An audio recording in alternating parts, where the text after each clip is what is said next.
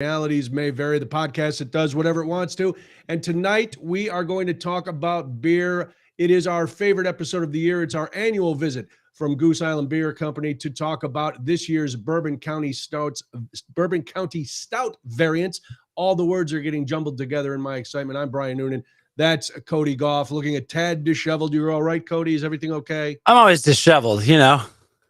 That's just my general state of being. But I am very much ready to try these excellent beers. Yes, we not only get to talk about them, but we get to sample a couple because, let's face it, we are two of the luckiest guys on the planet. I was going to say something else to make it sound more important, but we all know that that's a crock. Yeah. So I wasn't going to do that. But let's do a quick check-in. Are you all right? Everything good?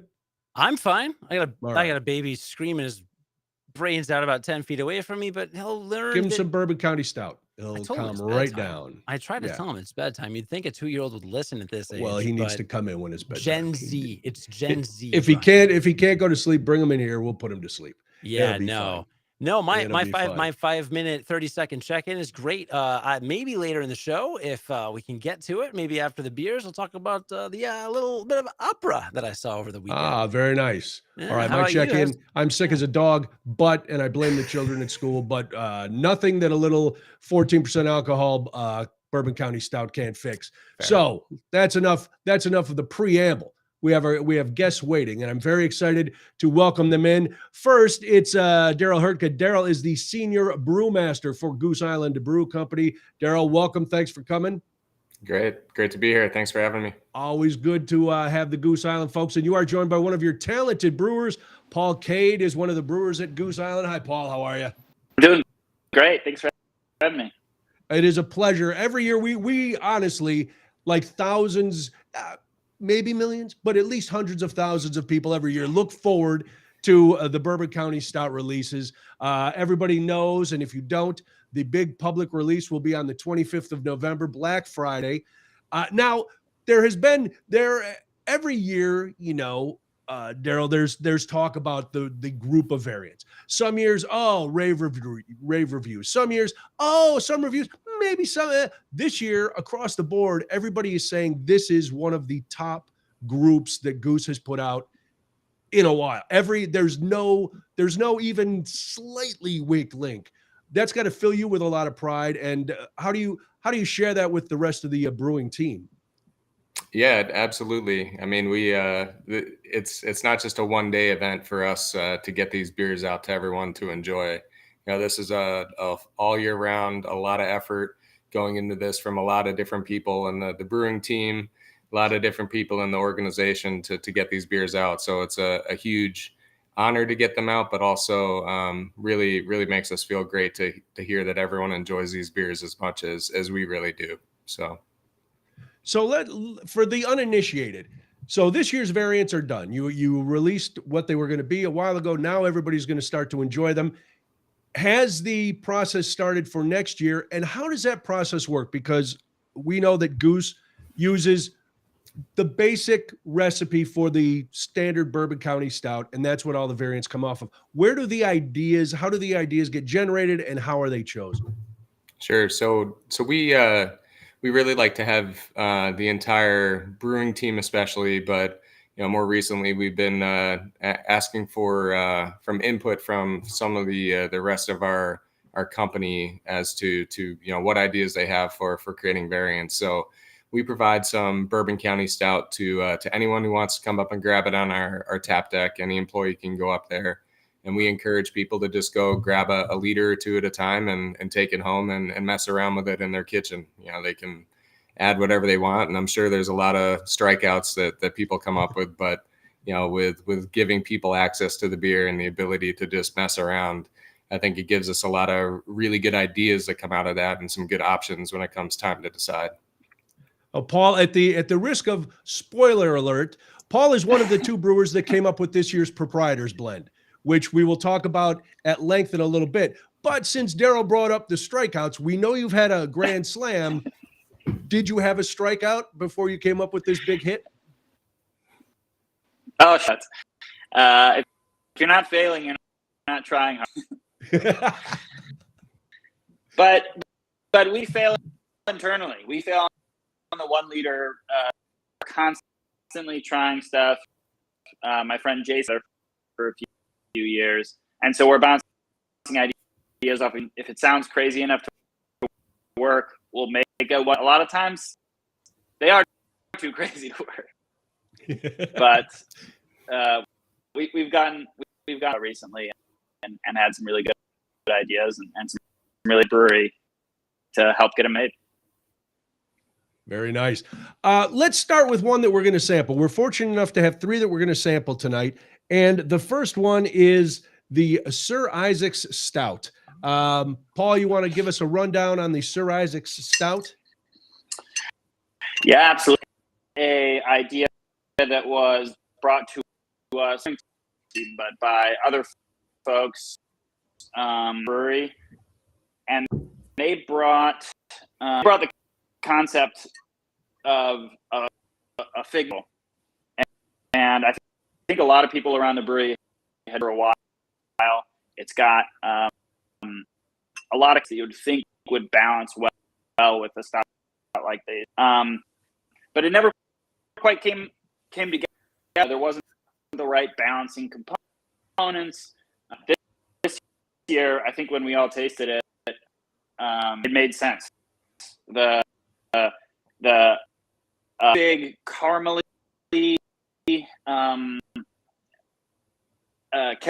character blend is really graham cracker cookie character that we also added, and beer. So yeah, I'm gonna open mine.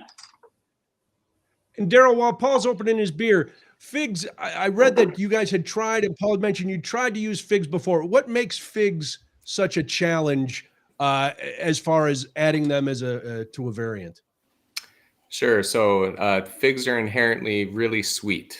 And when you add a lot of sweet to a beer that's already got a lot of that characteristic to it, you really run the risk of making just like an over-cloying, super sweet, out of balance beer. And that was always a bit of the results that many people had up until now, really, when we were trying to incorporate figs. And I think these guys, Melissa Allegas and Ryan Ubona, who came up with this, I think they really were able to hit that balance well. And that, I think, was the key component to this. The cookie really balanced out the fig component, wasn't too sweet.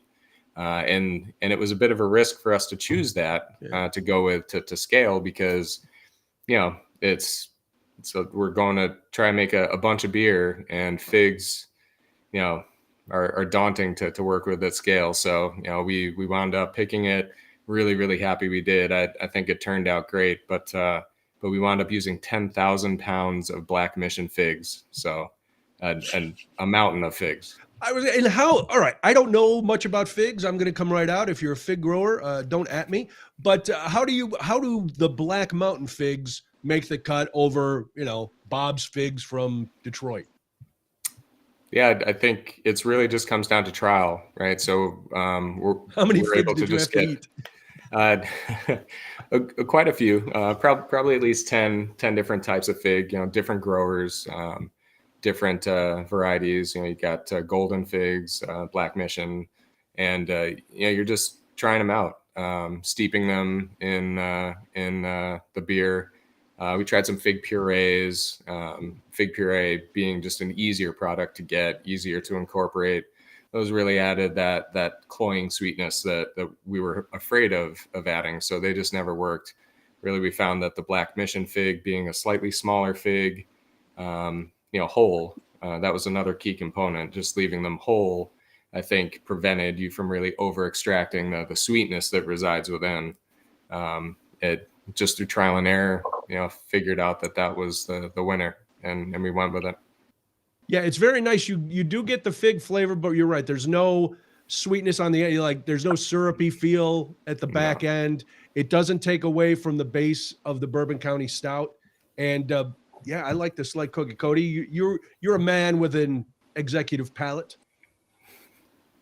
and no microphone. Well, I'm also on mute, of course. I'm cheating because Brian, if you don't know this, doesn't have a sense of smell, actually. But I do. And I literally, I stopped it a second before I poured it. because when I opened it, a foot and a half away from me, and the second I just opened it, there's this blast of like a fig, like smell, like I felt like I just opened a pack of Fig Newtons or something like that, and it just hit me like right there. And like Brian said, I mean, the sweetness is absolutely not. There's no overpowering sweetness whatsoever.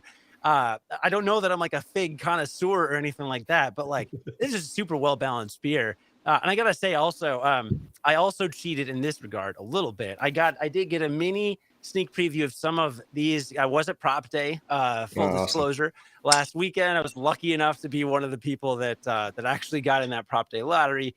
And I tried a couple, but I got to tell you, having it now in the comfort of my warm home, as opposed to the 40-ish degree weather for Prop Day, which was generally good weather, but you know, I don't know that I was able to fully appreciate the full complexity of the flavor. But man, there's like what I love so much about the Bourbon County Stout, particularly, and like, you know, Brian and I were at FOBAB the week prior, is the Bourbon County Stout specifically, of all the variants you guys put out, compared to any other really good barrel-aged beer, they're always complex, and they always just have like a depth and a multitude of kind of things that are happening in it that you can kind of get out. And I'm not a super taster or anything, but it's just so different than like anything else you can get, and this lives up to that. So I'm gonna drink all of this now. So great. Daryl, are you ever amazed at, I mean, you expect guys like Paul and everybody on the brew team to be wildly creative, but when you're getting these recipes from people in other departments, is it shocking, or is everybody at Goose kind of wanting to be in your and Paul's position? They want to be making beer, even if they're in HR and wherever they are in the company. They're like, hey, listen, I could really make beer. I know beer as well as those guys. Well, yeah, in this case, luckily we've already made the beer for them, and it's really more of a concept, right? So it's great to get the other guys involved, you know, guys and girls involved, because as brewers, I think we can probably have some preconceived notions of what will and won't work, when really that's not true. And I think in this case, having some fresh perspectives really helped us in creating some great variants this year. So, you know, just getting to taste something that we would have never conceived, because we would have thought, nah, we can't do that. So I think that's been the biggest benefit. That's why I'm glad you guys do this, because growing up, my dad would buy Fig Newtons because he knew my brothers and I hated them. I would never eat a Fig Newton. So months ago, I saw this description. I'm like, oh, I don't know. And now I'm drinking. I'm like, oh yeah, now I see. Now I get it. It's just subtle, and it's there. And Cody mentioned the layers, and that's the key. Excuse me. All right, let's go on to a couple more that we're not going to taste tonight, but that are very important. Why don't you, and I'll let Daryl or Paul, you guys can decide. Let's just talk about the flagship, the Bourbon County Stout. It's 14.3% ABV. It is out. We are celebrating the 30th year. And every year when somebody's, you know, people will always say what their favorite is. Pardon me. I always take that one out, because there's never been a year that I've tried the baseline Bourbon County Stout that it wasn't phenomenal. So I'm guessing this year is going to be no exception. Yeah. I think you want to take it, Paul? I think that's true. Yeah, sure. I'll interrupt you, Daryl. I think the Bourbon County Stout original is so fun, as it is the base beer for at least, and does get overlooked oftentimes, but it is such a every year. You know, getting to have enough sugar initially, 18%, is a real challenge, and then getting this beer into barrels, and then getting it back out. It's a year-long process. Even though we haven't quite started ideating for variants officially, beer for next year already. It is a challenging process, but we get to taste it with all you folks. And what is it? The barrels, Daryl? Is it because there's always a slight difference? in the taste between one year and the next. Is that Mhm. because of you're using the same ingredients, so it's got to be the barrels, right? Yeah, a lot of it comes down to the barrels. There's for sure some slight variations in fermentations. You've got slight variations in ingredients year over year. You know, barley is a commodity, right? So Right. good weather, bad weather, you're going to have slightly different characteristics there, and then it's got to be malted. It is a 100% malt beer, so we don't add any sugar to get all that fermentable extract that turns into the alcohol. So, you know, there's some variation there, but yeah, you know, we've got some great relationships with the bourbon distillers, and we get some great barrels from them. So mainly Buffalo Trace, Heaven Hill, Wild Turkey, and this year we also started using some Four Roses. So Okay. I'm really excited to work those barrels into the mix. I think, you know, it definitely added a slightly different character, which I think is great. You know, it's a super complex beer, really oak forward, a lot of almond notes to it this year. So really, really well balanced, really complex. You know, we love it, and I think that you know, the vintage characteristic of the beer every year being nuanced differences is a lot of the fun for us as well. You know, we get to blend it and dictate that a little bit, but yeah, the weather has an impact as well. You know, warmer winter versus colder winter really impacts Okay. how the beer ages in those barrels as well. So I asked a quick follow up on that. I don't know if I'm allowed to ask this, but last year, I think it was last year, maybe the year before, there were almost kind of like secret variants within the original Bourbon County Stout, right? Like you could sure. look at one of the numbers on the serial number or something. You could see if it was the Heaven Hill barrel or the other barrels. Is Oh. that happening again this year? If you're even allowed to talk about that? Yeah, those were called the Easter eggs, or at least what we called them. You know, little secret there. Yeah, that was a fun one-off. You know, and we'll see if we'll do it again. But yeah, not really. No huge secrets to divulge So there. no tip offs this year. We just have to drink it, enjoy it, and not know. Yeah, you never know. All right, Cody, you said you were at Prop Day. You were fortunate enough to be there. You had a couple that were your favorites. So let's ask something about another one that we are not going to sample this eve. Yeah, so actually, I made a beeline for the coffee variant this year because not every year you've done coffee variants. It's been a couple years, I believe. It's in 17, right? Yeah, that's right. It's been that long. Oh, wow. Right. So, you know, I immediately go, I'm a sucker for that. What struck me about the coffee one this year is normally in the past couple ones from my memory, you drink them and it basically tastes like you're drinking coffee, just like straight like a cup of coffee. And this one, it did that also, but like in a different way. Like it hit a different part of the palate, or maybe it was a little bit more in the aftertaste than the other ones. So I like that it was different. And I have no idea how you pull that off.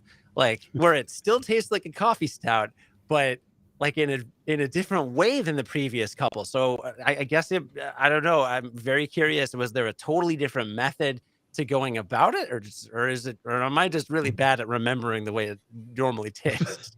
Yeah, I think the palate and how your brain recalls beer is always probably slightly changing as you're tasting more and aging, but I think that's a good call out.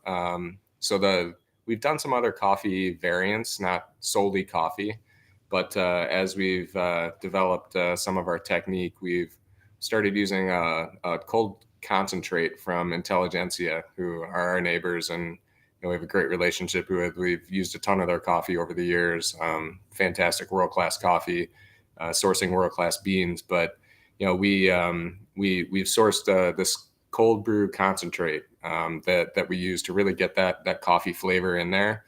It's really beautiful coffee. Great to drink on your own too if you walk over to the tank and pull some off in the morning if you need to pick me up.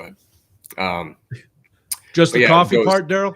Oh yeah, you got to liquor it down. If you don't liquor it down a little bit, you'll be jittery. But yeah, so that cold brew concentrate is just great. Gives a lot of that coffee flavor, that deep roast, that sort of like more traditional coffee character that you would think of. And then this year was the first year for the coffee variant alone that we also added in recirculation on whole beans. So that recirculation of the beer on whole beans really gives you a lot of the aromatics and a touch of the flavor as well, but really makes the aroma pop. And that's where we can really play with some of the more interesting coffees and pull out some interesting aromas to blend with the beer. So that was what we did this year, and that might be some of what you're noticing as a difference. Was the 5-year absence of a coffee variant just because you have so many different options? Was it because they always go over very well? They're always well received. Mm-hmm. Was it just, listen, we've got so many other things, we need to mix it up a little bit? Yeah, sure. I mean, we, from barley wine, we brought out a new variant in wheat wine. I like that one a lot. Yeah, and we did a coffee variant of barley wine even. So we've done just a lot, and we like to play around and see what different concepts we can come out with. So yeah, we don't really like to stick with the same type of style every year, but we're thrilled to bring it back. It's personally one of my favorites. I love this year's. Really cool story with the coffee itself as well. We similar with the figs, we do a full lineup. Intelligentsia brings over a bunch of beans. We smell the beans, we get them in some beer, taste side by side.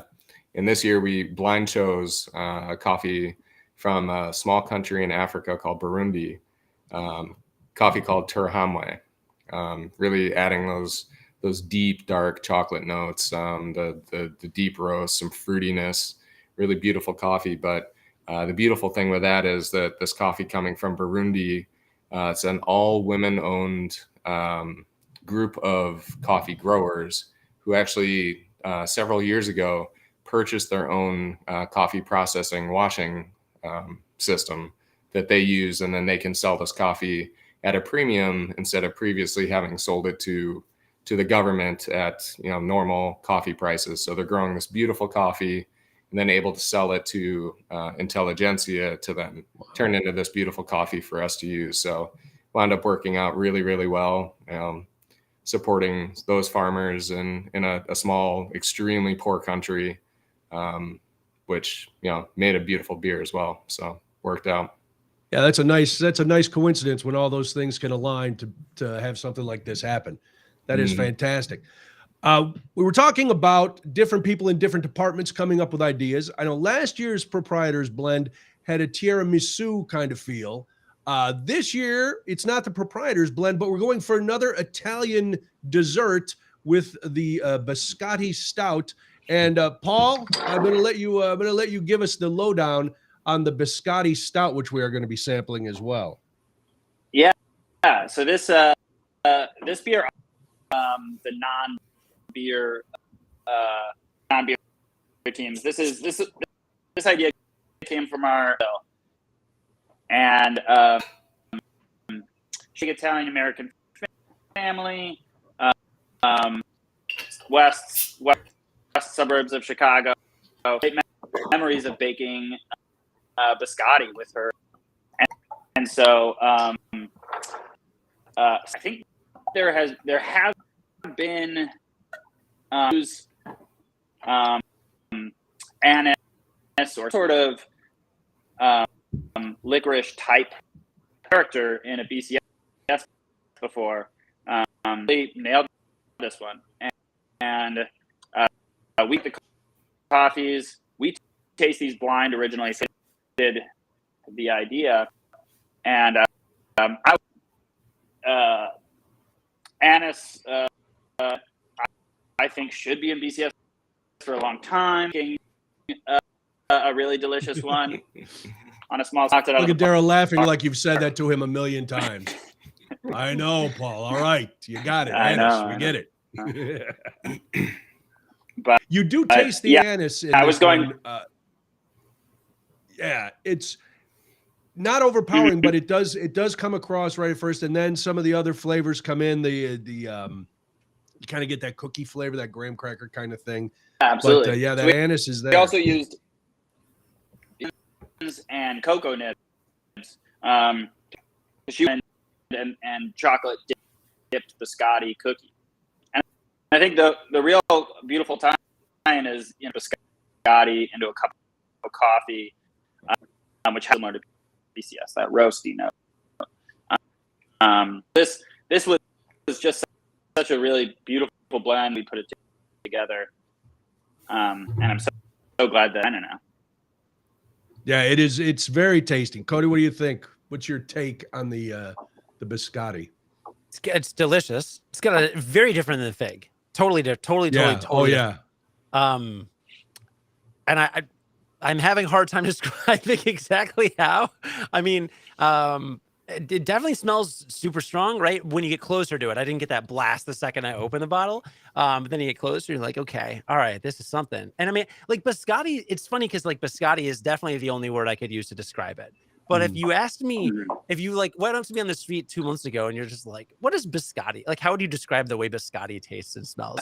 I would have no idea how to like, I don't know. It's kind of a bread, dry but it's and almondy kind of and cookie, but there's kind of nutty and it's kind of, and like that's what I'm getting here. So my failure to be able to describe biscotti is just translating to my failure to describe this. I know I like it. There's my very professional super taster opinion. I just like it. It's pretty good. Yeah, I don't know. I like it though. Daryl, is there any ingredient? Now you mentioned before that sometimes there's stuff that you wouldn't have thought of, and that's why it's nice to have everybody on the team bring you ideas. Has there been in recent history an idea that's come to you with a variant that you really thought, no, this is not going to work, and then somehow you said, all right, whatever, okay, try it, and you were proven wrong? Or you were just mistaken. Well, we'll just put it as you were mistaken. Sure. I think when we finally do start talking about prop, we can. Okay. We can discuss that one. But that one, most recently comes to mind as something that, on paper it just didn't seem as though it was going to work, and then you get into it and it works. But this one, I think Paul touched on it with the anise. And I think probably it's a strong component. Yeah. But I think necessarily so. I mean, because the almond, the toasted slivered almonds, it's an ingredient we've used multiple times before, and we're pretty familiar with, and we know how those get extracted into the beer, and we're comfortable with that. Similar with the cacao nibs, right? We've used that a ton. Right. Get great characteristics out of those. But the tie that really binds and makes the beer so unique is that anise, right. and it wasn't much anise. It was, I believe, 7,000 pounds of toasted almond. I think 3,000 pounds of cacao nib, and then I think 400 pounds of anise. Wow. So it shows you really, the powerful aroma compounds that got extracted from the aniseed. And about how long a process to figure that out? Because like you said, if it's an ingredient you're not familiar with, how long, you start one, maybe it's too little, then it's too much. Is it months? Is it weeks, year? No, year. Yeah. A lot of trials with bench tops, right? A lot of time goes into that, both from the person who's presenting the concept, right. that we're tasting. So there's a little input there, or a lot of input in some cases. And then a lot of bench tops once we've chosen and are going to move forward with that concept. So a lot of trials, a lot of, let's see if we can over extract something, or let's see if we can ever pull too much of the goodness out. And then it's really a touch trial and error as well. Once we get on the big scale, we've got a good idea, but until you actually do it on that big scale, we're much more efficient at extraction of flavors and aromas on the big scale. You just don't know. Right. So, and then it's just about doing it and adjusting to get the right balance. Very nice. Let's move on to a couple more. I know Paul is waiting. We're saving prop for last because there are, as Daryl alluded to, there was some question, but prop is always the thing. Cody and I are both barley wine fans. Cody, you got to try the 2-year barley wine reserve, which is another one of the variants. If I remember, you were raving about it. I am going to buy 10 bottles of that. Wow. Man, It blew me away. I think, like Brian said, I mean, I'm a big barley wine fan generally. And actually, I just went into my basement the other day and pulled out a wheat wine from a couple years ago. That one was also excellent. But that was great. But man, I just like.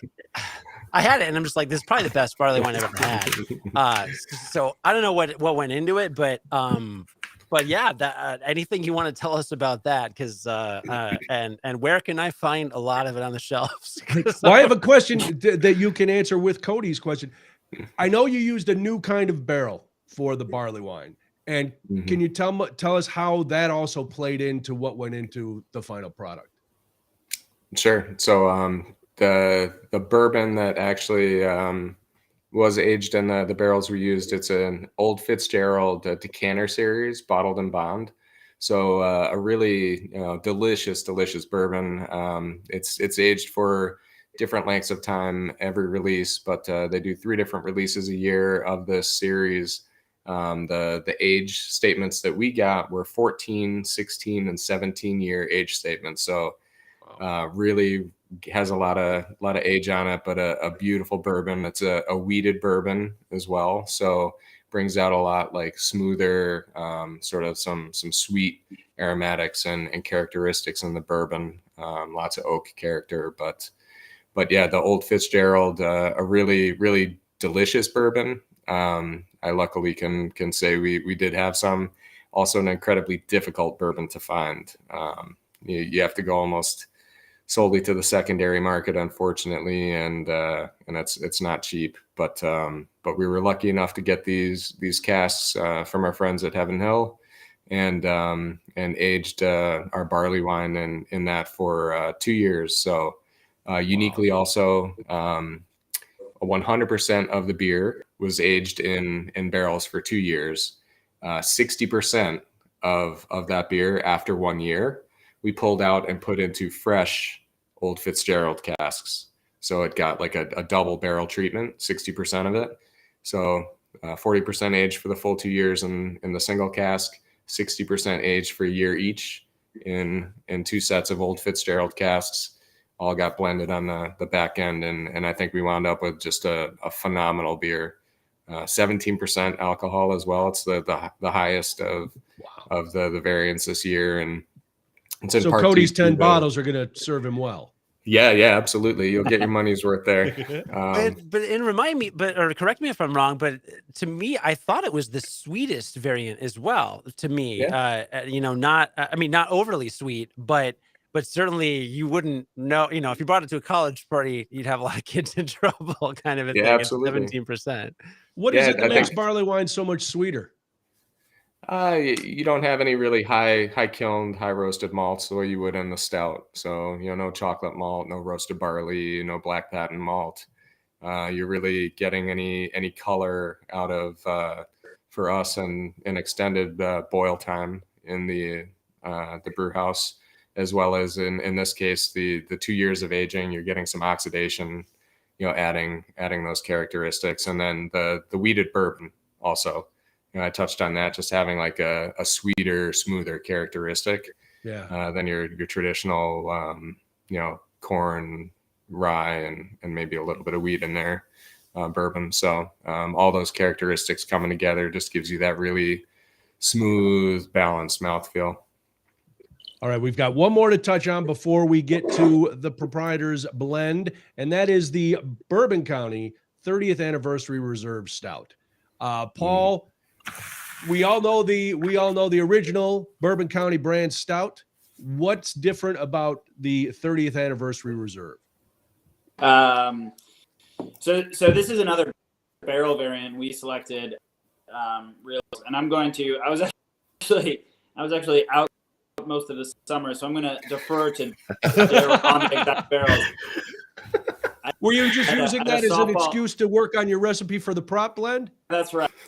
All right. Right, yeah. Okay. So Daryl can cover it then. Sure. So these are all from the Jim Beam family of bourbons. So we've got Basil Hayden, Booker's, Baker's, and Knob Creek.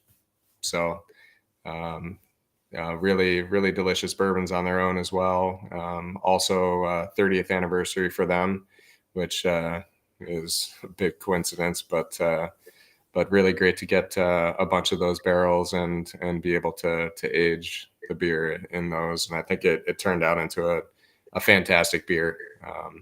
Really, really tons of chocolate, deep, almost fudgy character, smoother mouthfeel, a little bit of oak on the back end, not quite as much as in the original BCS, but yeah, just a beautiful beer. And the packaging on it, we don't have, I don't have a bottle with me right here, but I think for Cody does.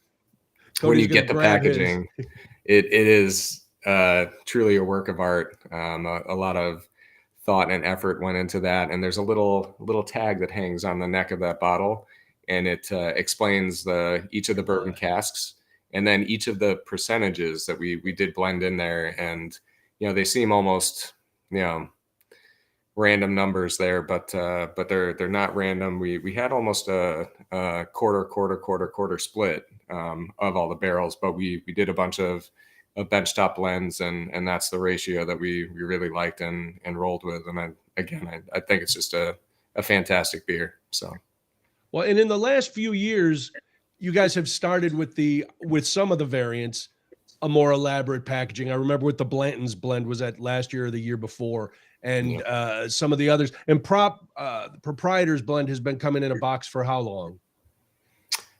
First Proprietors was 2013. Okay. So that was not in a box. However, that was in a bomber. I believe 2015. Okay. 2015. Because 2015. That's all part. I have to ask, and I ask this every year, because you guys at Goose Island do these variants that are very high end.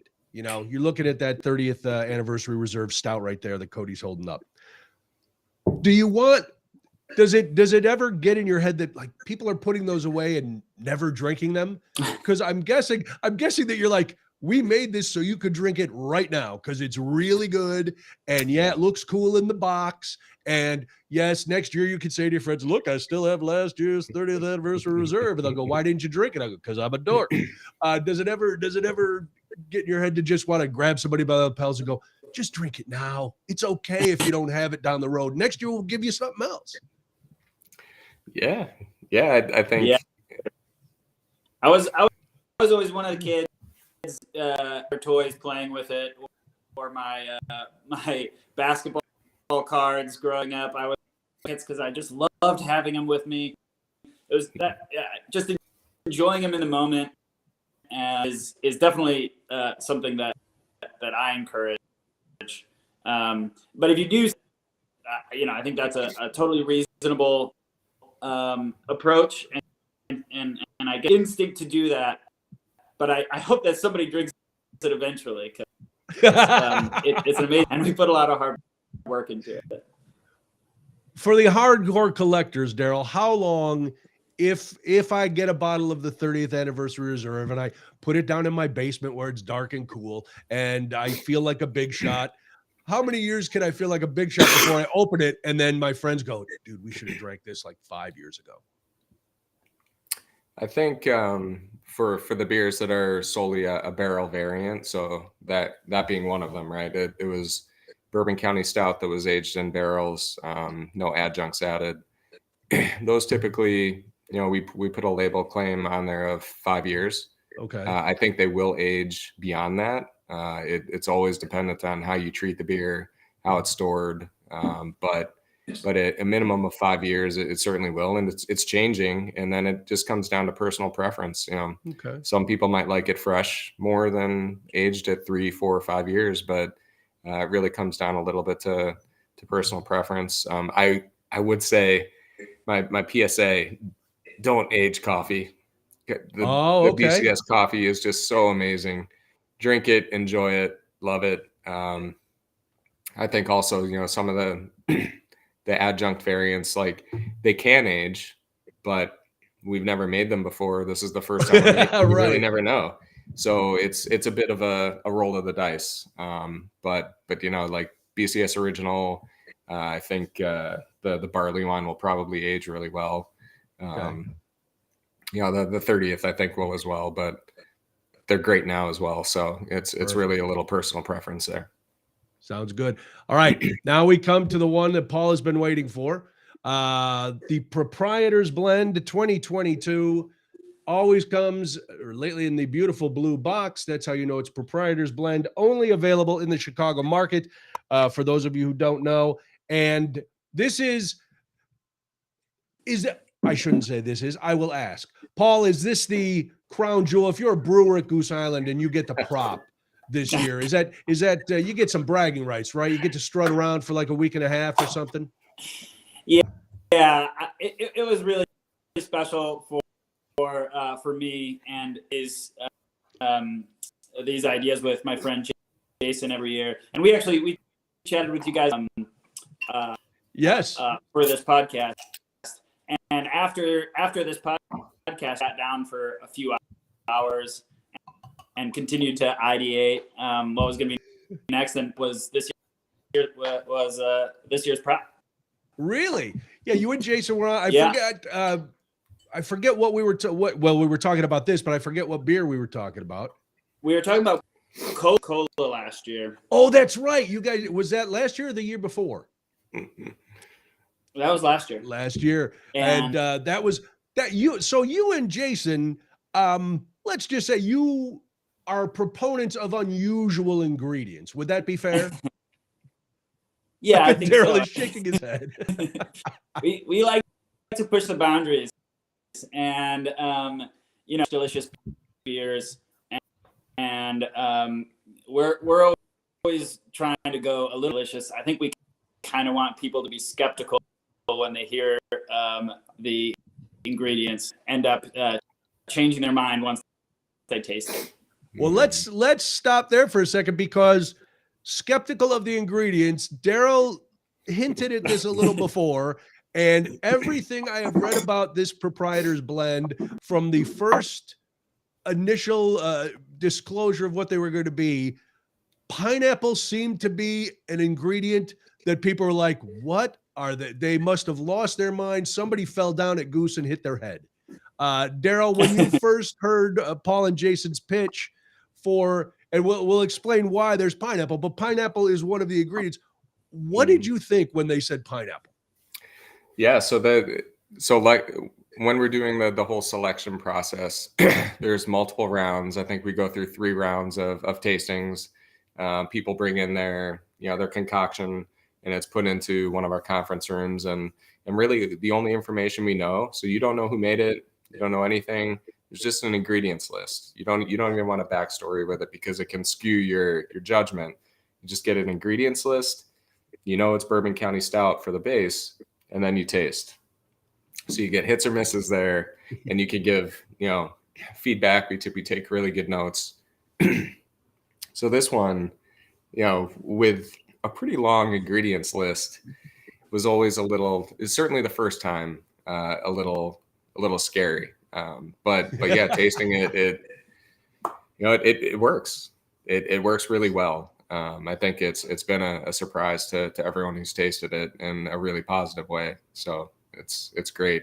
But I think Paul, being as close to this, has really got some good stories to tell about the whole ideation of this, as well as all that went into it, because they do create complex multi-ingredient beers, which are not easy to make. So yes, I remember the Coca-Cola one.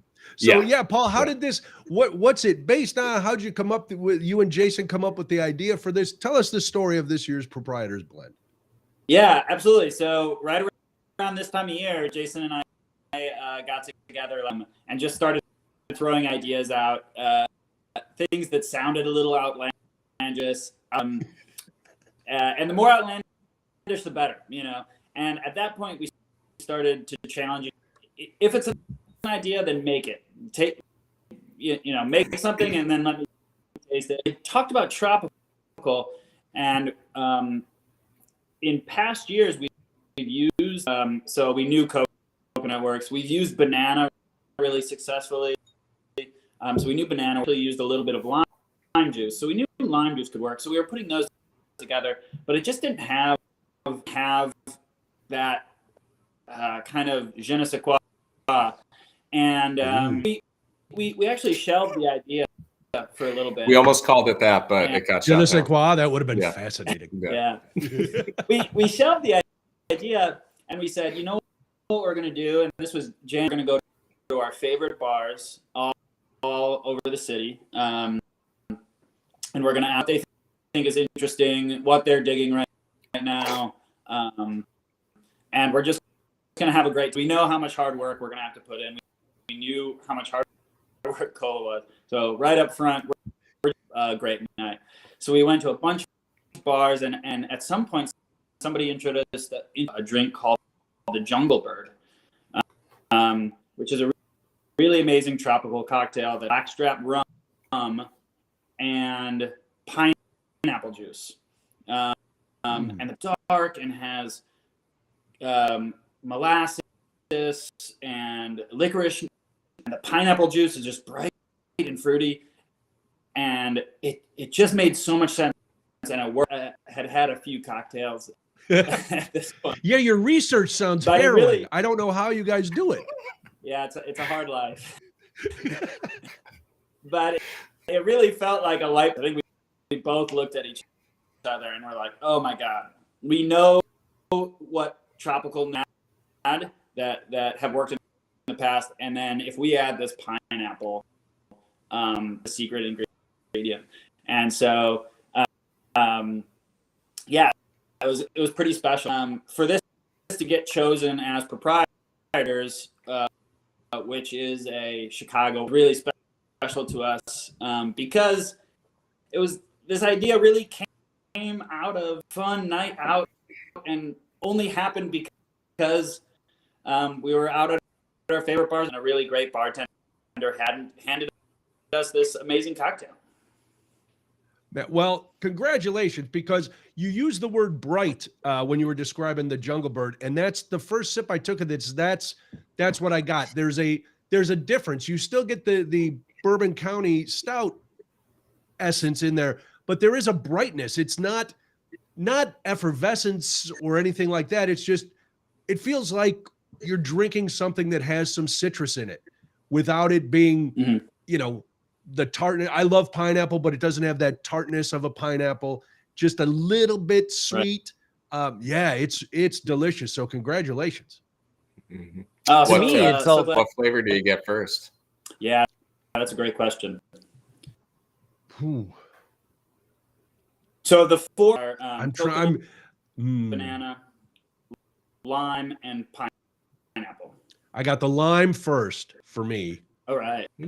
That's great. Yeah, but again, and we've talked about this with the other variants. It's the well-balanced part. Like, I don't really get the banana, but I'm not looking for banana because I'm not a big banana fan.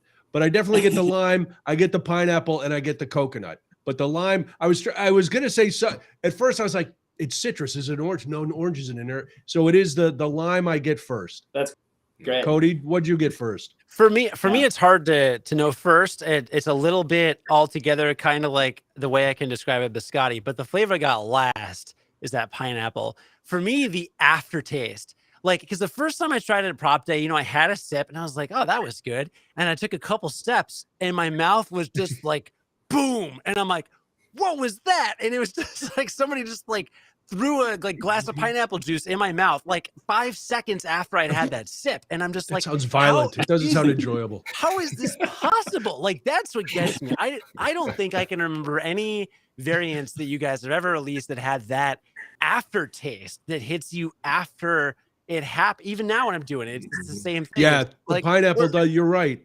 The pineapple does come later in it. I'm going to say I chose to have some pineapple after I drank it instead of I was attacked by a pineapple.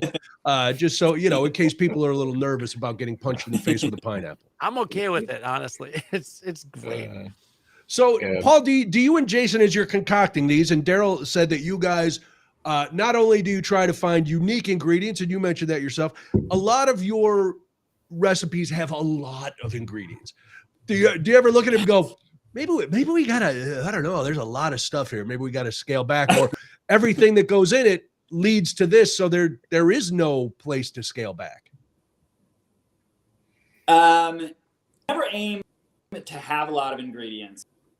And we do of trials, 1 liter mock-ups, and we'd remove one ingredient, and we'd take rigorous notes, and the next day come back and continue. It really comes down to what makes the best beer, and so if beer without the banana, we wouldn't have included the banana or the pineapple.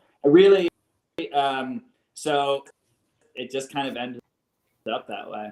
And then you give it to Daryl, and he's got to come up with where to get all these limes and pineapples and coconuts and bananas. Is that the same stringent testing as if? Can you just get pineapples, or is it like when you did the figs, Daryl, where you have to try? Is a pineapple a pineapple? I guess is my question. Certain ingredients have less variation to them, I guess you could say.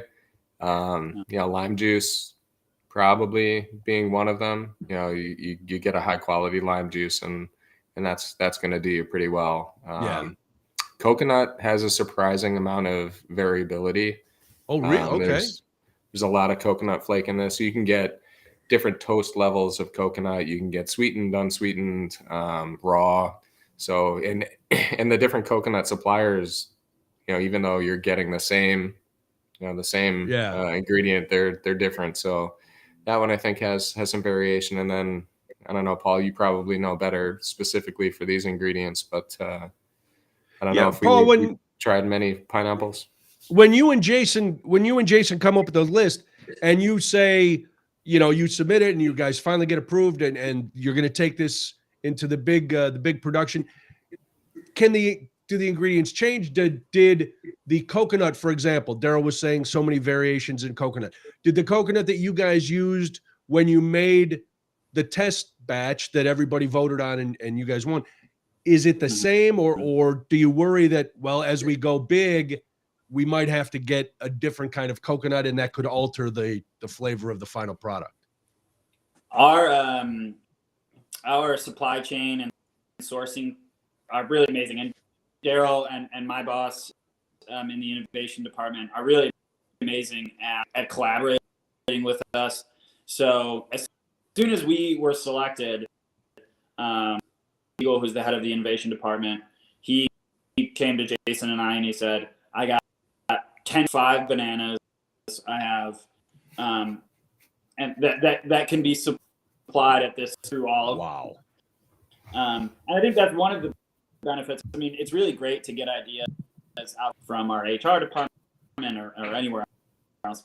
But I think that's one of the benefits of being in the brewing department is we really got to be a part of that and take the load off of Daryl and on that side, because Jason and I are excited to do it, and this is that's the hard work. And when it comes down to it, Jason and I are making all these mock-ups, and by messing up, going over extracting or over adding ingredients, we are the most knowledgeable person about adding cola ingredients into a barrel-aged stout. Well, this year I'm the most thrilled about adding tropical ingredients into a barrel-aged stout. I really believe that because but it all led to this. Well, listen, now we've talked to you for 2 years in a row. If we're fortunate enough to talk to you again next year, I know you said last year after this you started coming up with your ideas. I can only imagine the crazy ideas that you will come up with for next year. I'm envisioning a pepperoni pizza stout, something like that. Don't scoff, Daryl. You didn't like pineapple at first. Hang on. Yeah, open mind. I'm waiting for the millennial variant that tastes like avocado toast. I would also accept an eggnog variant. Just to. Ooh. Has that been tried? Oh, look at the eyebrows. That's got legs. Everybody. That's actually got legs. Oh, right. Has someone pitched that? I've got to ask. Someone must have tried. I can't remember an eggnog variant. We've definitely gotten stuff like ginger spice and pumpkin spice, but I can't think of it. That's pretty original. Yeah, no. Wow, look at that, Cody. We'll invite you. You might be getting a call. Yeah, you're gonna be down there with your lab coat on. what happens when half of Bourbon County stout in. Well, congratulations again. So, Paul, back to my original question. What do you get to do now? You and Jason, do they carry you around on a chair? Do you get to wear a little crown? Do you get a big badge that says, yeah, we made Proprietor's Blend? Well, Emily, who last year, she has had 3 total proprietor recipes. We're still a long way away from being on top of the hill. We're going to keep working. That's our big goal. But it is great. Well, listen, your humility is refreshing, Paul. I'll be honest. It's if it were me, I'd probably be fired the next day. Once they chose my prop blend, I'd be so full of myself they'd have to run me out of town. But I like that you and Jason keep it humble, keep going. Like I said, I'm looking forward to what you come up with next year. And to that, Daryl, are we already starting to look at when does the process start? So once you guys decided on what was getting released this year, are people already coming in with ideas, or when does all that start happening? Yeah, so like I said, we've got Bourbon County on our tap deck that all the employees can grab and really play around with at home. We don't start. So they can be doing this year round. Yeah, absolutely. And I'm sure some people are. We advocate for it. We don't really, push and advertise currently, but as we get into January, we'll start to say, all right, guys, like here's the dates for our rounds, right? Our trials. Okay. So have your variant proposal in the office by 1:00 in the afternoon on, so-and-so day. And then we're just tasting a whole ton of different proposals. So, some is good, it hard to mask the look on your face if one is really, really awful? Well, so typically I don't think many of the people who actually have created a variant and put it in there are lurking to watch the tasters. Well, yeah, okay. Oh, I see. Yeah, no, I did, because people are working. So, people will bring it into work, put it in there, and okay. I'm sure people are walking by, but the feedback all gets sent out afterwards, and I think the people who continue to refine and get really good variants take that feedback and try to refine and perfect their beer, which it's great to see a variant come through every single round. Okay, I was going to ask, so it's not a one and done. If you no, whatever feedback, say Paul and Jason get feedback in their first round, yep. They're not out. They just go, okay, we're either going to fix it and improve it, or or we can't. Yeah, no, absolutely. And I think it's really an aggregate. It's you don't need to enter every round. You can enter one round only, and really as an aggregate, if it's a concept that we're as a whole really excited about and we think that we can execute, then it's got the potential to be chosen. So, Paul, do you remember the first bit of feedback you got on you and Jason got on this proprietor stout? I was just about to barge in and tell this story, so I'm glad you asked. Actually, I happened to be in the room tasting all the variants with one of somebody who's the key decision makers who chooses the variants every year, and we're making small talk the whole time. We're tasting, we keep taking notes, and I saw him get to this tropical variant, and I saw him read the label, and heck no, but not heck. And I had to stop and I said, well, I think you have to give everybody a shot. Daryl, how could you do that? It wasn't Daryl. It was only the first time I said that. But to that person's surprise, I think they liked it more than they expected. A bit of feedback with somebody reading the ingredients and saying no, which is a compliment. Because now, did you just drop a bottle at their desk after it was done being produced? A signed box or something? Some side eyes this entire process. I haven't gotten my signed box yet, Paul. Listen, he's in big demand, Daryl. I don't know if he's got time. I know. Tonight he's going to be coming up with some eggs Benedict stout or something else, some other kind of crazy variant. Yeah, write that down. Saltiness of the bacon. That's going to. Oh man, people are going to vomit. That's why I'm not developing different kinds of beer variants. Cody, you got anything? You got anything else for the guys?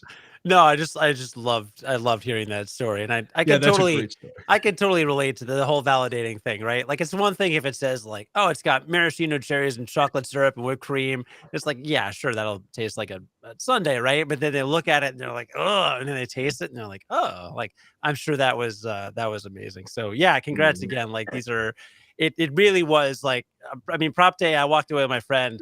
He went with me, and we were just like, this is a good year to be a Bourbon County Stout fan. Yes. So congratulations again. You got a full slate of top-notch offerings this year. The Goose Island Bourbon County Stout release date is, of course, the 25th of November, Black Friday. It's been that way forever. It will be that way probably till the end of time. Would you agree, Daryl? Yeah, and I don't think we have plans to change it. So all right, I don't think you should. Let's stick with what works.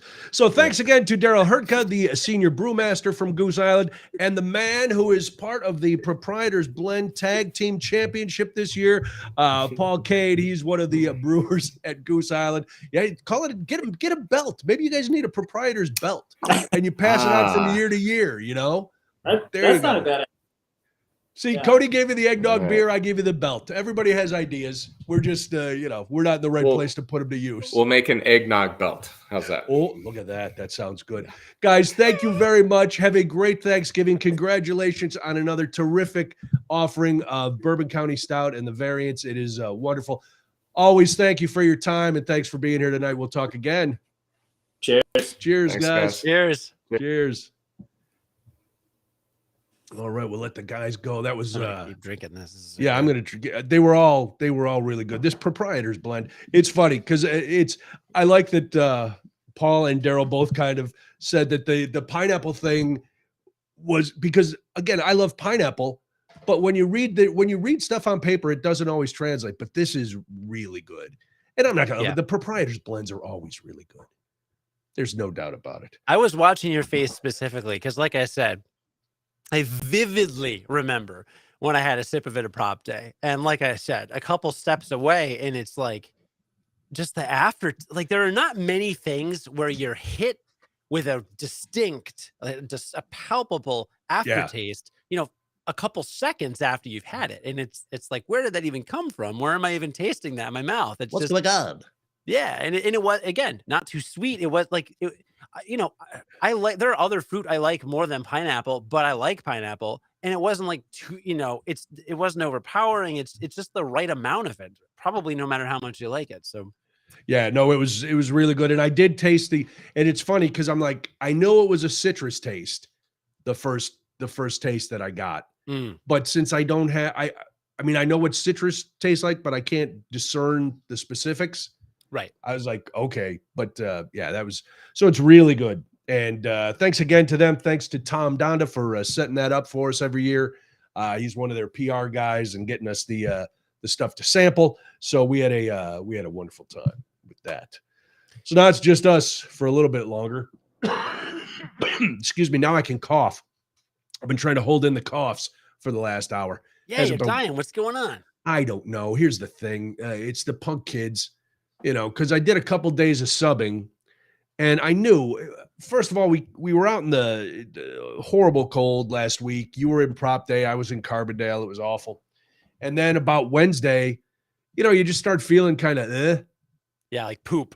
Yeah, like poop, like warmed over poop that's been spread out in the sun and then warmed over again and then scraped up and thrown in a garbage can filled with maggots and raccoon carcasses. So Friday I got home after school and I was just like, this is bad business. So Saturday I get up and Debbie's like, you got to go to urgent care, blah, blah, blah. Urgent care. Well, I went to urgent care yesterday. Saturday, she was like, you should go to urgent care. I said, it's just a cold. But it was a lot of coughing, a lot of congestion, the normal cold things. But also at night, I would start freezing. I was having the shakes, the chills, and all that stuff. So I texted you because your lovely son was supposed to come stay with us yesterday for a little bit.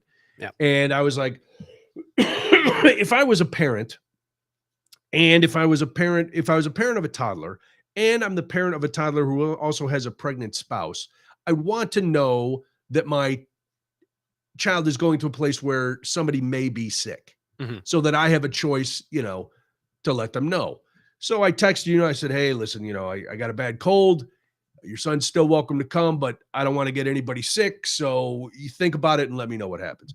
So I'm glad he didn't come for any reason other than I probably would have really gotten him sick. Yeah. Because yesterday I got up and it was Saturday night I had the chills again. Went to urgent care.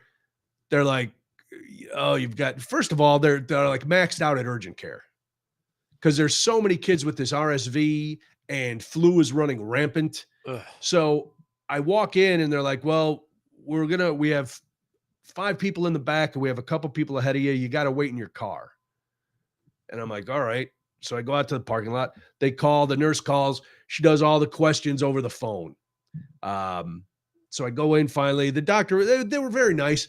Turns out it's an upper respiratory infection. He gave me some little pills for the cough. And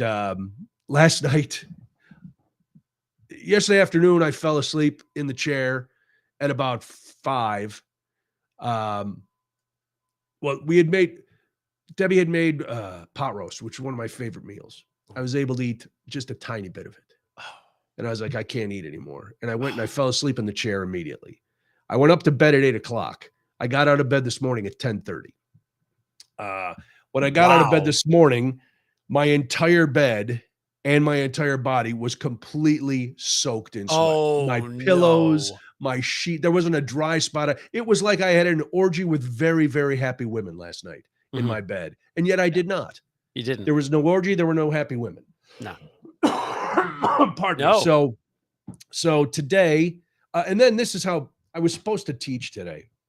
And I knew I couldn't do it. And the doctor was like, you shouldn't go anywhere around kids. You shouldn't go to work. Do you need me to write a note? Normally I'm like, no, they're going to, but I was in this rough class the last few days and I was supposed to be there again today. And I didn't want the principal to think I was just bailing because they were jerks. So I was like, yeah, I will take a note. That'd be lovely. So I sent the principal a copy of the doctor's note like I'm a child. My mommy says I don't have to come to school today because I have a doctor's note. And he's like, you didn't have to send me the note. I believe you. I'm like, yeah, I know, but I felt guilty. I know you're gonna be in a bind. So here's the note. That's funny. So yeah. Well, thank you for your honesty. I've had half a Bourbon County stout, pretty much at this point. So my vocabulary. Yeah, I'm going to finish one of these tonight because I got to cork the other 2. About to fully break down. I'm trying the Biscotti again. I will say the Biscotti, a little bit more carbonation than the typical Bourbon County stout. Usually a little maltier. This one's got I'm not a huge anise fan, but I like it. Do you? I don't not like it. It's just the anise really pops.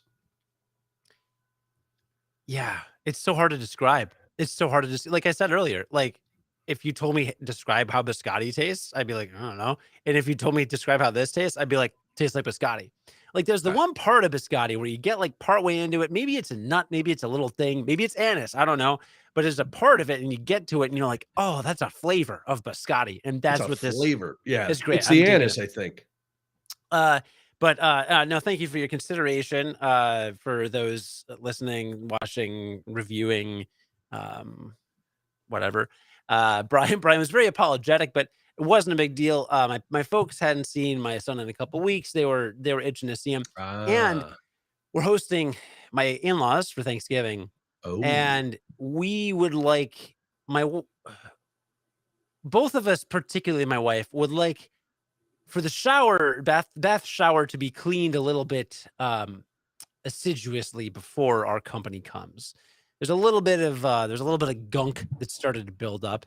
We don't live in squalor. It's not disgusting. There's not mold everywhere, but you know You how never it let me gets. use the bathroom at your house, so I don't know. I couldn't. Well, sure. Not too bad. It's just in the shower. There's just a little bit of crud kind of starting to build up. So Crud. I texted my dad with a picture, and I'm like, what do I clean this with? And he was like, well, you should use like an acid wash Oh, good Lord. and then regrout or something.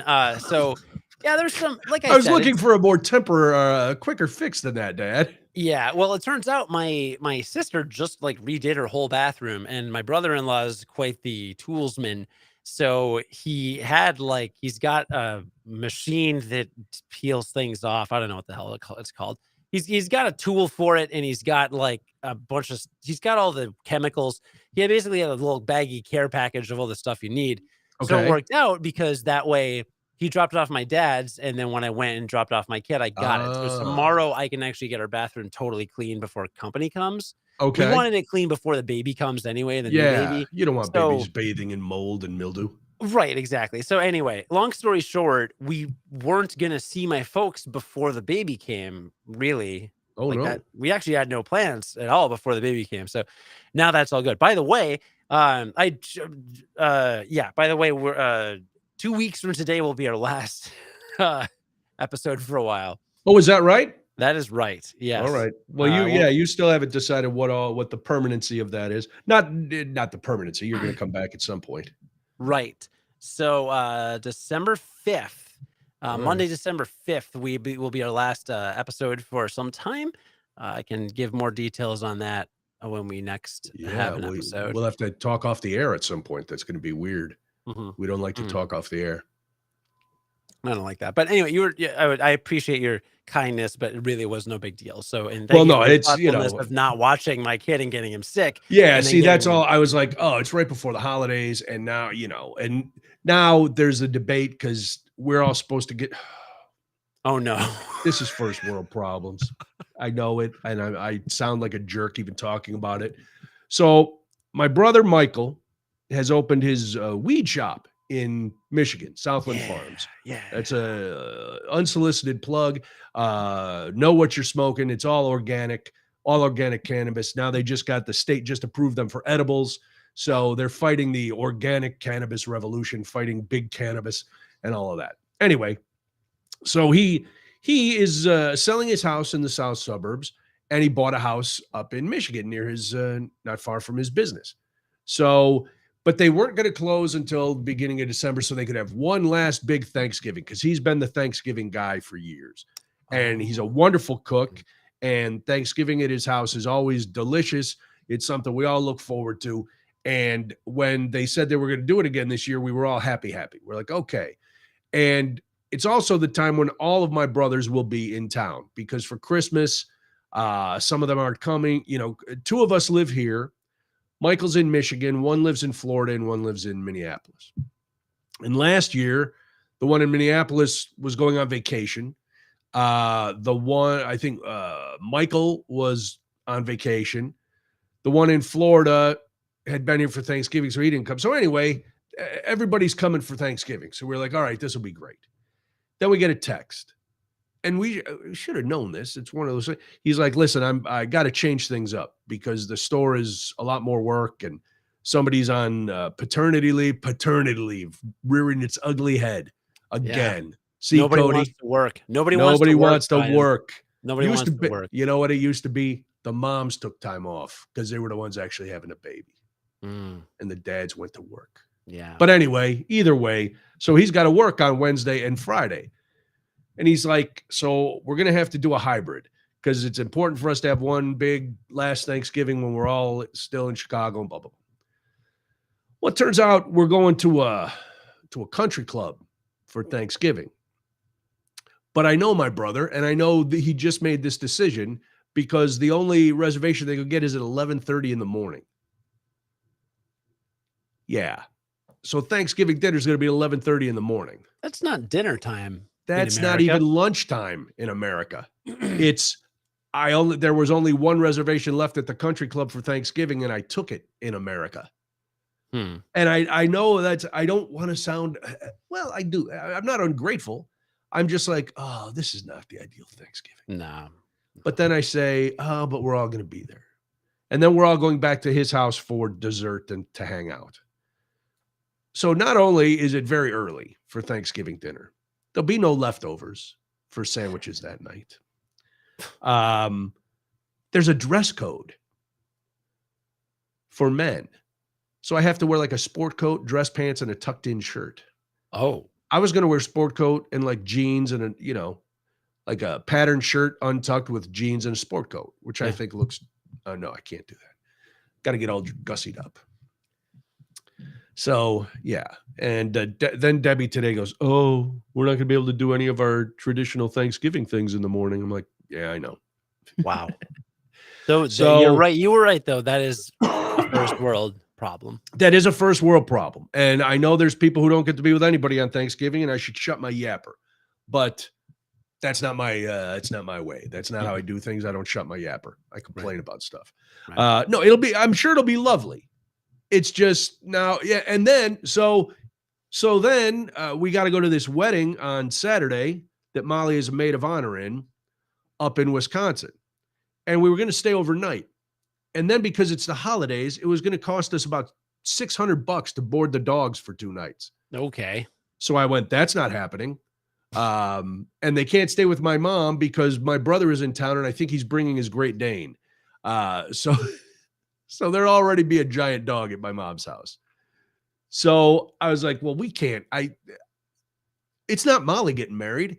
I want to go to the wedding because I've known this girl for a long time. She's been Molly's friend since high school. And, so then I look and it's only like an hour and a half drive. And I'm like, we're driving up and we're driving back. And Debbie's like, okay. But then of course we told Molly that's so disrespectful. I said, Molly, we're going to be there. We'll be there for the ceremony. We're going to stay till you make your toast after dinner. And then we're going. It's not like a family wedding. We don't know anybody there except you and the bride. It doesn't matter. Well, that's just me. Her dog is staying here. Walter's staying here. So, somebody's got to come home and let Walter out. Right. So, yeah, that's the big one. So I'm actually a week from Sunday, I'm making Thanksgiving dinner. A week from Sunday. Yeah, a week from Sunday. That'd be like the 3rd of December. Okay. Well, better late than never. Yeah, I'll let you know if you're around. Come and have some turkey. Oh, no, you're going to be giving birth. Nah, not till later. All right. Well, we got a couple tubs.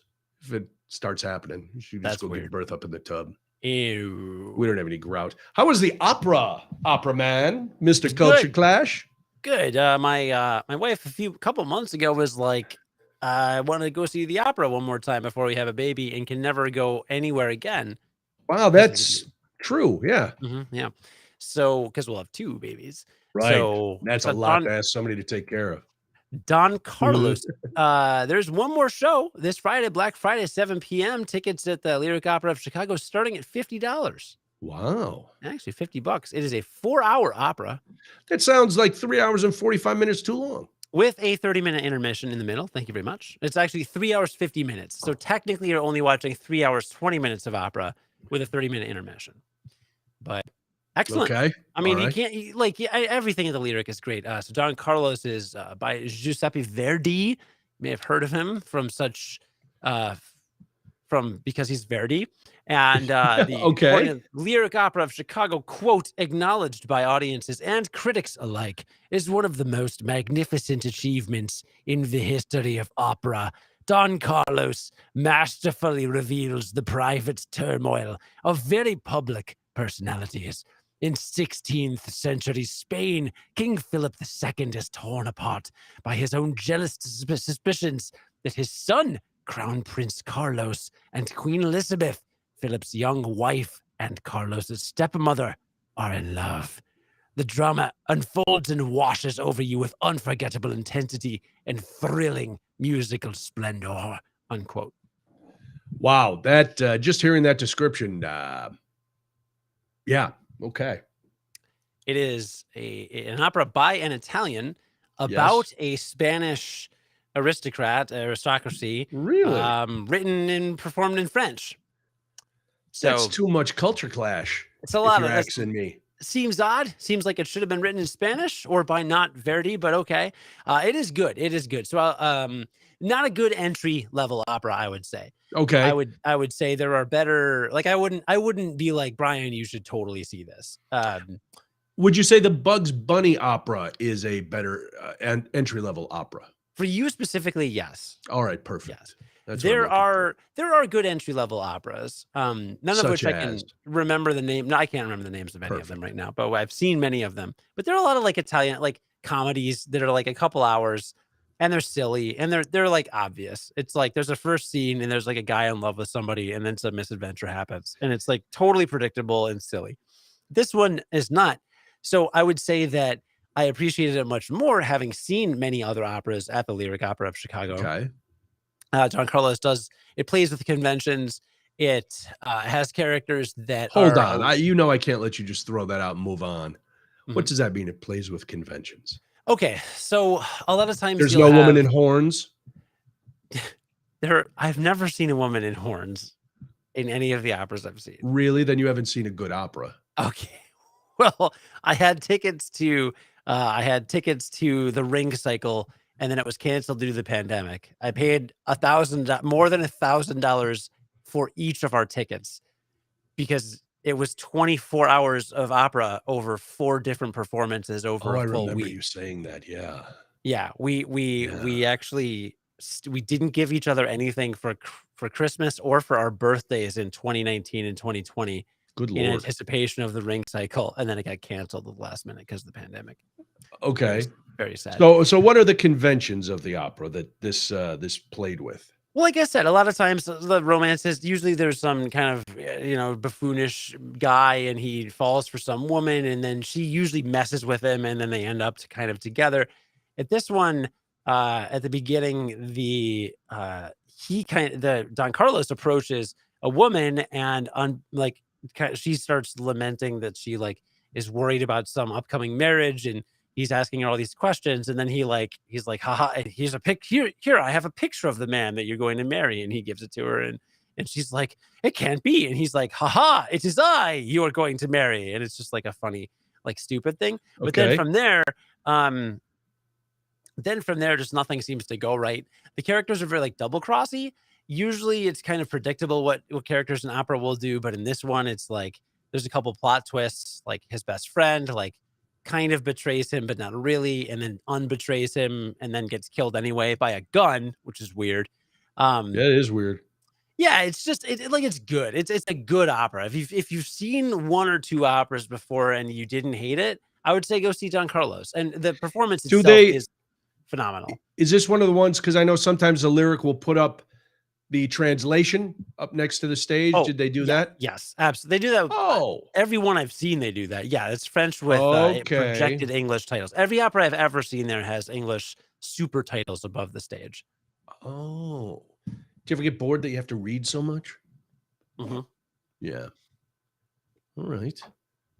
Anyway, I recommend that's it. The story sounds fine. But I don't want to see any production that's that long. Correct. The second half was a little bit of a struggle after intermission. Yeah, I was kind of starting to. I don't know. Some of these playwrights and opera composers, they get a little full of themselves. They do. It's dude, 90 minutes, 2 hours tops. Come on. Yeah. If you can't get it said in 2 hours, does it really need to be said? And again, that's where I think you would really enjoy some more entry-level ones that are a couple hours and really. So I should go to a children's opera, is what you're saying, because I don't have the mental capacity to enjoy a adult opera. Is that what I'm gathering? You're getting a little bold with that Bourbon County Stout, dude. I'm getting a little. Last year, I was way drunker. You were. I was really hoping that would be a repeat. No, I said that for Phobab. Did you see the videos go up? I did see the videos go up. Oh, we had one comment last week from YouTube. Somebody saying, too much beer talk. And I'm like, oh boy, you're going to love next week then. Oh boy. Oh, well. We really only concentrated in November because that's there's the Phobab talk and the goose talk. That's our beer talk. We'll do beer in a glass. Under glass, but that's in the spring. That's a nice summery thing. That's all right. I'm not worried about it. That's the nice thing about doing this. We can talk about whatever the hell we want. Dude, twice a year I think is great. And that's how, I watch those video game speed run marathons. Yeah. Yeah. That's what I always tell my wife always tells me. She's like, I'd rather have you just like obsessively watch this for a week straight twice a year than be like a football fan and have 15 weeks of every Sunday and like every Monday and Thursday. Drop the pass. Our guys, our wide receiver.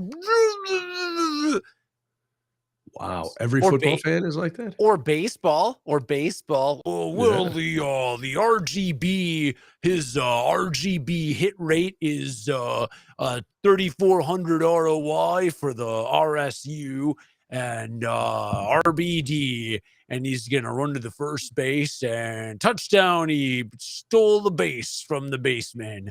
His RBD average is 0.700 and his baseball card is worth $69. I'm just going to kick back. You keep going. 420 cents. Like did I tell you I won a prize? I'm sorry. What? You're done with your baseball now? No. What? For what? For the speedrun marathon. No, you did not tell me. All right. So I'll make this quick. So every January and July, there's a week-long video game speedrun marathon called Games Done Quick. It's 24 hours a day for the whole 7 days.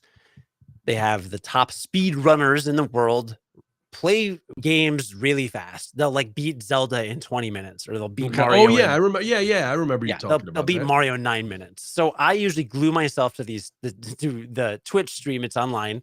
I glue myself to the stream and I watch it. Throughout the marathon, they raise money for Doctors Without Borders and the Prevent Cancer Foundation. Right. And throughout the marathon, they'll say, hey, if you donate right now, if you donate at least like $5, you'll be entered to win this. Or if you donate $30, you'll be entered to win this. So I'm not a very charitable person, but I put all of my eggs in the Games Done Quick basket. So typically I donate about $300 per marathon. So about $600 a year goes towards Games Done Quick, which is like, it's the lion's share of my like charitable donations for the year. And in most of the marathons, if you donate a cumulative $250 or more throughout the marathon, you can be entered to win the grand prize. Ooh. And I got an email a couple weeks ago that I won the grand prize. What? I won a gaming PC. Really? Yeah. Wow. That's very cool. A mid-range gaming PC with like a good graphics card and like a good CPU. And they're going to ship me a gaming tower. And I had to send a W-9 because I'm going to have to like pay for it in taxes or whatever. Wow. You've had to do this when you've won game shows before. Yeah. But yeah, it felt good. And, I still would donate anyway. And there's always that in the back of my head. I'm like, that'd be nice if I won. But, I don't do it because I would win. But, to get it, I'm like, oh, that's cool. So yeah, that's nice. You didn't donate to get the prize. They put you in the raffle, you won the prize. That's the way it goes. Yeah. And the nice thing is you're not at the event, so there's nobody shaming you to give it back. Like, I hate being at those events where you buy a bunch of tickets and then it's like a split the pot or something, and they start yelling for people to give the money back to the charity. It's like, screw you. People do that? Yes, and people get shamed into giving their prize back. Oh, it's all about the charity. I shouldn't win any money. But they're doing, they raised a lot of money. They're not, they did the drawing to get people to buy more tickets, which people did. They wanted more tickets. Yeah, I've seen it. It's awful. Yuck. Horrible. So you keep that gaming computer. I will. Barbara says she likes the beer talk, even though she doesn't drink it. She heard the guys on with Dave Plyer over the weekend. Oh, I didn't get my invitation this year. I'm out. I'm out of the loop. Uh-huh. I'm out of the loop. You know what the problem is? Dave's son turned 21. Yeah. Nice kid. Taking everybody's drinking spots. So, but yeah. Did you notice? First of all, what makes a gaming computer? The graphics and stuff? Yeah. Okay. Now, will you get it? Are you going to get a cool chair? You don't have a gaming chair, do you? No. So here's the deal. I've talked to you about this. wanted to get a virtual reality setup. Oh, I've told you this, right? Yeah, because now your wife's gonna have 2 kids. You better get that virtual reality. Your dirty loving, your virtual sexual escapades. That's down in the rat-infested basement. definitely Whatever. true. So, long story short, if you want a good virtual reality setup, there's a couple options. The cheap budget option is a standalone set, doesn't connect to a computer or anything. It's all standalone, but it's from Facebook. Oh, yes. Now I remember. Yeah, because Meta bought Oculus Rift, and you have to use that VR setup, you have to log into Facebook, which I don't need them in my home any more than they already are, right? I don't trust them. I hate them, right? Okay, well then, basically, there's a couple mid-tier options, but and then you get into the high tier. But the thing is, like, if I want to get a good VR setup that connects to a computer, the VR setup itself will be $600 to $900 probably. Okay. That's very expensive. Yeah. But you got to keep in mind that assumes you already have a strong computer that can run it. Oh, which now you will have. Which now I had. But think about that. Before this, if I was thinking, oh yeah, I could get a high-end gaming setup, I would have to spend like $900 on a thing plus another like $1,500 on a PC. Right. And I would spend like $2,500 to $3,000 on a VR rig. Now I really have the bulk of it. Yeah. And am I going to go out tomorrow and drop $1,000 or $800 on a VR setup? No, but I'm now in a position where I'm like more than halfway. So if I got a big bonus at a job or like won a scratch off ticket or something like that, you know what I mean? Like if something now you're part way there, sure. I'm far enough there where I could be like, okay, I'll get a little VR setup, and then I've got the computer already, and I can get that going. So that's kind of my plan for plastic sheets, and you get the nice the wipes. That'll be fun. That's the only reason I would get virtual reality. I have enough trouble with regular reality. Very depressing. I don't know what my virtual reality would be. Ours vary. They do. Did you like the new backdrop for tonight's broadcast? I loved it. At first, I thought that. I actually thought that Daryl was in a room with barrels behind him. Or was he? No, he was in a room he had like a curio cabinet behind him. Got it. Nice. And a plant. Looked like some sort of fern or a bamboo plant. Ooh. Yeah. And then Paul was just in his office or his dining room. Sure. Not just. He was at home. Still in the office. I hope he was still at home at 8 No, listen, I know Paul right now. Paul and Jason are starting to brainstorm next year's ideas. Dude, they liked your eggnog idea. Because you're thinking cinnamon, nutmeg. I swear to God, if eggnog is a variant next year, what if it's the prop blend? And they go, oh, it just, it came to us one night, and then we pull up the clip. Oh, did it? And this year we've also decided that the winner of Proprietors gets his big belt. Another thing, we were watching wrestling and it just hit us. Oh, did it? This would be the first time in the history of our podcast that I'm glad it's recorded. That you're glad it's what? Recorded. That's right. Yeah. Normally we just want it to go away the next day. And normally I'm like, why did I say those things? Yeah. And all the people who listen to it are like, yeah, it could have gone away too, but whatever. So you're having Thanksgiving at your house. I'm going to the country club at 6 a.m. for, I don't know, I guess French toast bake. Is that what the Pilgrims ate for breakfast? I don't know what you eat that early on.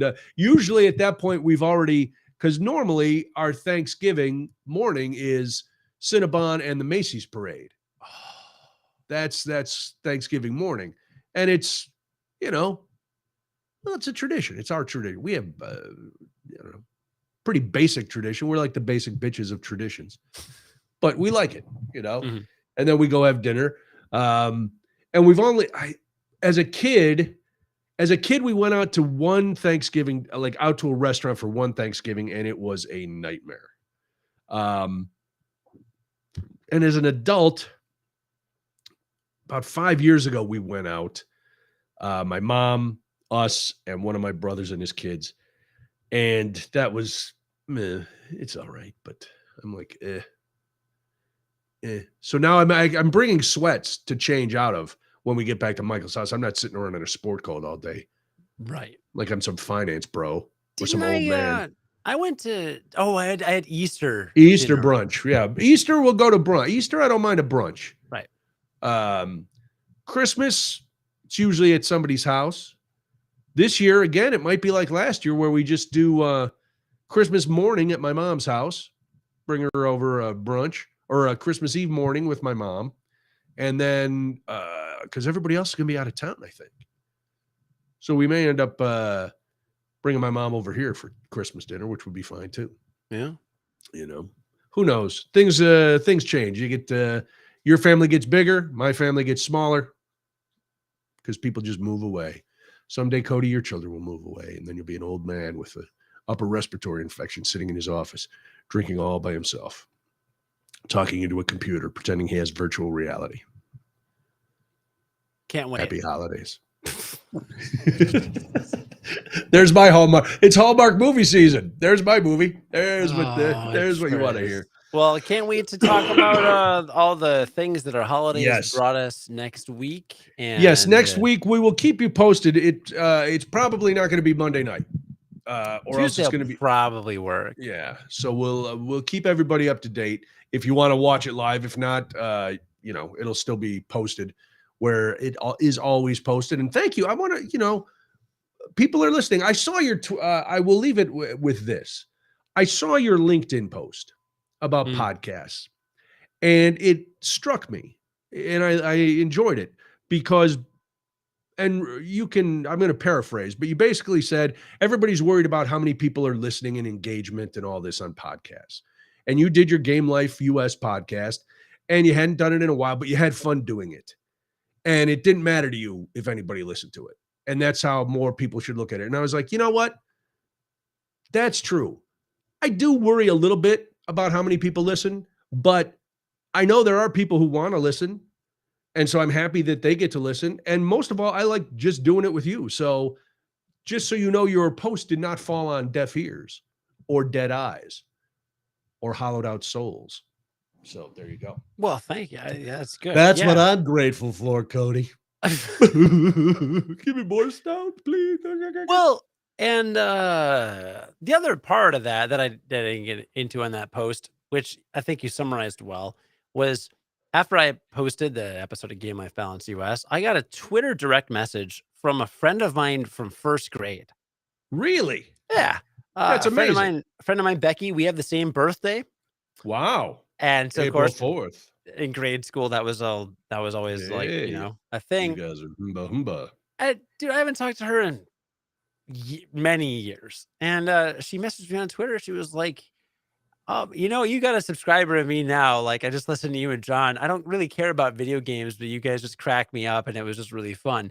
And like my heart like grew 20 times, because I'm just It's like, nice. I made a thing that I thought was pretty good. Like, me and Game Life Balance is me just dicking around with John. It's not a good, like, it's not art. It's just me dicking around with my friend. But I put some production behind it. I throw in the theme music. I make sure it sounds okay. And there's some flow to it, and it's not terrible. And, when it's done, I'm like, I made a good thing. And then to get that and her be like, oh, it's really funny. It made me laugh. Like, I didn't care if she was the only person to listen to it, because one person was like, oh, this cracked me up. And that's how I've always felt about this show. Yeah. And the number one moment in broadcasting of all time for me was when I got that call, like in the middle of the night, producing the overnight for you, from this old woman that really just like was in a very tough spot in life, and I told you this. She was like, you and Brian just made me laugh for the first time in like 6 months or something like that. Oh, wow. And it like that, I will never forget that phone call. That would have been that's probably 13 years ago. Yeah. 12, 13 years ago at this point. And I'll never forget that ever. And like, that's what matters. So if you're listening or watching this and you leave a comment for us or a review, or any kind of little thing, like Brian and I will read it, right? Because we're not such a giant show. We're not going to miss it, right? We'll read it. No, we see them. Brian always forwards me YouTube comments too. We'll read it and we'll be like, well, shoot, that makes us feel really good. So like that's why we do it. So, throw a comment on us if you like, but like, I'm thankful Thanksgiving for anybody that listens and thinks that we're entertaining. And I'm thankful that that we're able to provide some form of entertainment and levity to people's lives in this like totally insane, horrific, otherwise hellish existence that is being an American. Wow. Almost completely well said. No, I will echo that. And I mean, I try to say it all the time that I do appreciate everybody who listens. I am thankful. I can't, sometimes it's hard to believe that people have been listening to us since we first started, almost 15 years ago together. And so I don't take it for granted. Sometimes it sounds like we don't put like we do, but we don't. I do, but I don't. And so I hope everybody has a wonderful Thanksgiving. I know it's harder for some. If you're alone, put this on. Maybe I can find. I'm going to look back. I had one really sad Thanksgiving that I was posted as a podcast. I was filling in for Nick, I think. And it was Debbie and Molly were out of town. And it was a whole thing. And I think it was Dan Shagru put it to the Incredible Hulk music. So I'll look around and see if I can find that and I'll post it. And at least no matter how rough your Thanksgiving may be, maybe I can bring a smile to your face because you'll go, well, I'm not that pathetic. But we'll see, which is always good. Good luck with your families. Try not to get in any political arguments. Smoke some weed or drink some Bourbon County Stout and let everything go. Meg says, your overnight show is the only thing that helped wake me up to open a Starbucks a zillion, probably 13 years ago. And you guys are still entertaining and educating me. Thanks. No, thank you, Meg, for that. That means a lot. We do appreciate it. Just made my night. And I just had Bourbon County Stout, so that's saying a lot. Yeah, I'm warmed to the cockles. And it's not just the booze that is cockle warming. I'm not going to go that far because I don't want to get arrested. You don't want your cockles warmed? Nope. Not right. Unless there's the McGockles. Cockles, McGockles, private eye. Everybody do what you will with your own cockles. Have a nice Thanksgiving. Thank you for listening. Thank you for watching. Thank you for telling people, following, whatever you do. You subscribe, you unscribe, whatever it is you do. I'm on Hive now, Cody, just for the kids.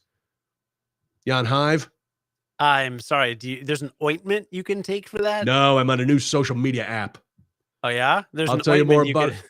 Tell you more about it. Yeah, there is an ointment. I should just do something that will take care of all of it. I'll tell you more about it next week, because I don't know what the hell's happening. But have a great Thanksgiving, you, Cody, and your family. Good luck with your grout situation, and hopefully, as your wife is basting the turkey, your newborn does not decide to make an early entry.